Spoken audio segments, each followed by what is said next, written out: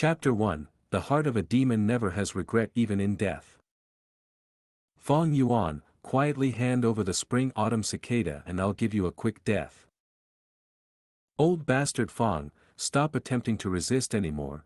Today all of the major factions of justice have combined together just to destroy your devil lair.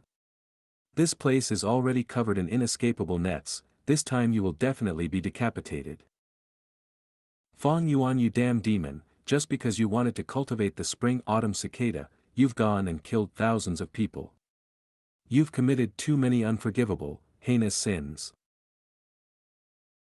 Demon, 300 years ago you insulted me, took away my body's purity, killed my entire family and executed my 9 generations. From that moment onwards, I hated you with a burning passion. Today, I want you to die. Fong Yuan was in deep green robes that had been torn to shreds. His hair was disheveled and his entire body was covered in blood. He looked around. The bloody robes waved lightly in the mountain breeze like a war flag. Fresh blood flowed from the numerous wounds on the body. Just by standing there for a short while, Fong Yuan had already accumulated a large pool of blood beneath his feet. Enemies surrounded him all around, there was already no way out. It was a foregone conclusion that he would die here. Fong Yuan understood his situation clearly, but even in the face of death his expression did not change, it was calm. His gaze was quiet, his eyes like deep pools of water in a well, so deep that there seemed to be no end. The major factions of justice that had surrounded him were not just the experienced elders, but also young and talented heroes. Around the heavily surrounded Fong Yuan, some were roaring, some were sneering, there were eyes that were gleaming with light, some holding on to their wounds while looking on fearfully. They did not move, everyone was wary of Fong Yuan's final attack. For 6 hours this tense moment went on until the evening came, the sun casting its rays upon the side of the mountain. In that moment it was as if the place was on fire. Fong Yuan, who had been silent as a sculpture the entire time, slowly turned his body. The group of warriors was suddenly alerted and they all took a big step backwards. By now the grey mountain rock beneath Fong Yuan's feet had long been stained a deep red. Due to losing too much blood, his face had become deathly pale, in the afterglow of the sunset, it suddenly had a brilliant luster upon it. Looking at the setting sun, Fong Yuan lightly laughed. The sun sets above the blue mountain, the autumn moon with the wind of spring. The morning is fine like hair and night is like snow, whether you succeed or fail when you look back there's nothing left. As he said this, memories of his previous life on earth emerged before his eyes. He was originally a Chinese scholar on earth who chanced upon this world. He endured a hard life for 300 years and went through another 200 years, about over 500 years of his life flew by in the blink of an eye. So many memories that were buried deep inside the heart begun to relive themselves, sprouting into life before his eyes. I failed in the end. Fong Yuan sighed in his heart emotionally, yet there were no regrets. This end result was something he had foreseen. When he made his decision in the beginning, he had prepared himself for this. To be a demon is to be merciless and cruel, a murderer and destroyer. There is no place in heaven or earth for such a thing, turning into an enemy to the world, still having to face the consequences. If the spring-autumn cicada that I have just cultivated is effective, I shall still be a demon in my next life. With this thought, Fong Yuan couldn't help but let out a big laugh.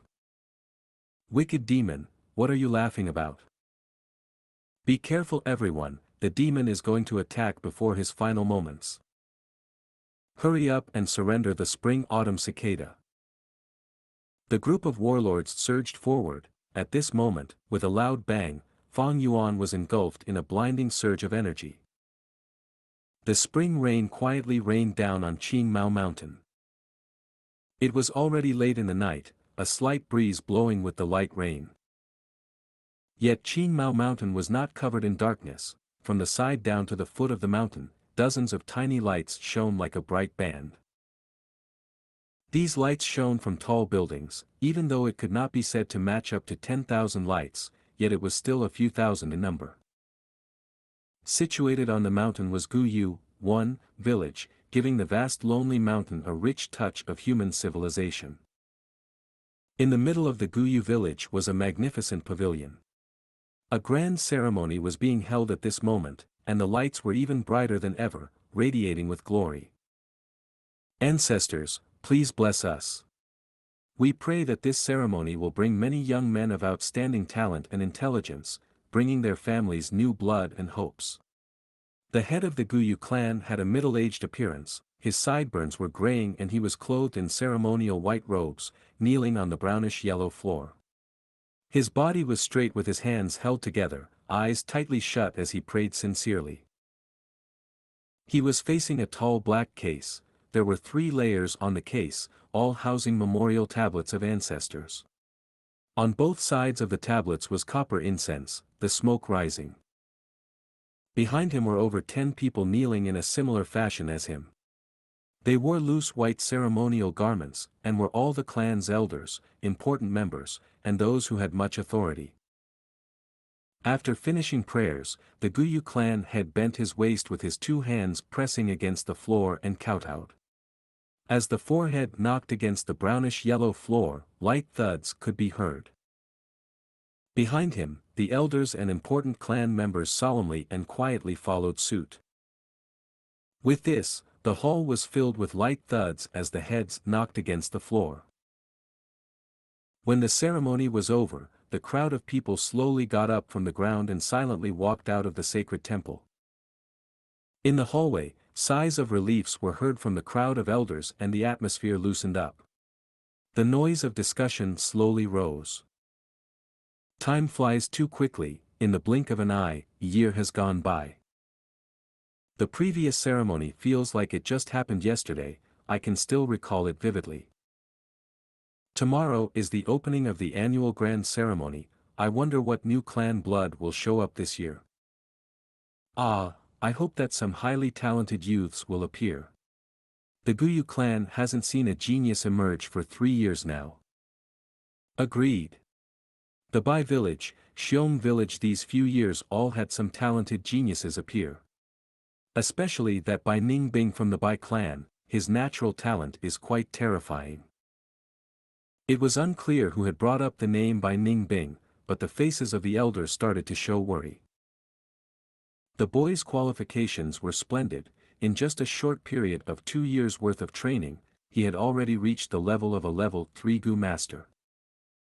In the younger generation, he could be said as the most outstanding one.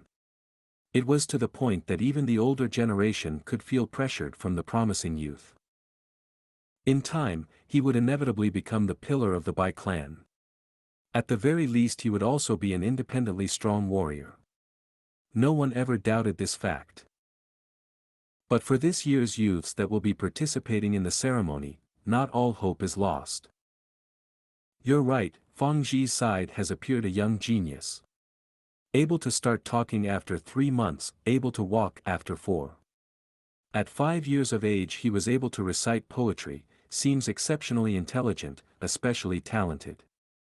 What a pity that his parents died early, now he is being raised by his uncle and aunt. Yes, this one has wisdom at a young age, also harboring big ambitions. In the recent years I have heard his creations Jiang Jingjiu, Yong Mei and Jiang Qingzi, what a genius. The Gu clan head was the last to walk out of the ancestral temple. After slowly closing the door, he heard the discussions that were going on in the corridor among the clan elders. He knew at once that the elders were discussing about the youth known as Gu Fang Yuan at that moment. As the head of the clan, it is natural to pay attention to the outstanding and prominent young ones. And it so happens that Gu Fang Yuan was the most eye-catching one amongst the juniors. Experience has shown that those who have photographic memory at a young age, or those who possess strength that could rival an adult, or had other great inborn talents, all had outstanding cultivation qualifications. If this child shows a great potential, with great care he could even compete against Bai Ningbing. Even if it is B grade, in future he could also become a banner of the Guyu clan. But with this sort of early intelligence, the percentage of B grade is not that big, but highly possible to be in A grade. With this thought, the Guyu clan head curled up his lips slowly into a smile. At once, with a cough he faced the clan elders and said, "Everyone, the hour is late, for tomorrow's opening ceremony you should all rest well tonight and take care of your energy levels." At his words, the elders looked startled. They looked at each other with a hint of caution in their eyes. The clan head's words meant well, but everyone knew what he was aiming to convey. Every year to compete for these young geniuses, the elders would fight among themselves to the point of reddened ears and bleeding heads. They should stay well rested and replenish themselves until tomorrow comes where the competition begins. Especially with that Guyu Fang Yuan, whose a grade potential was extremely huge. Not counting the fact that both his parents were deceased, and also that he was one of the two only descendants of Fang Ji's bloodline left. If one was able to get their hands on and bring him into their own family line, with great care and training, one could secure himself 100 years of prosperity. However, I'm going to go ahead and say what needs to be said first. When you compete, do it fair and square, no tricks and conspiracies are allowed, or damage to the clan's unity. Please keep this in mind, all of you. The clan head strictly instructed. We wouldn't dare. We'll keep it in mind.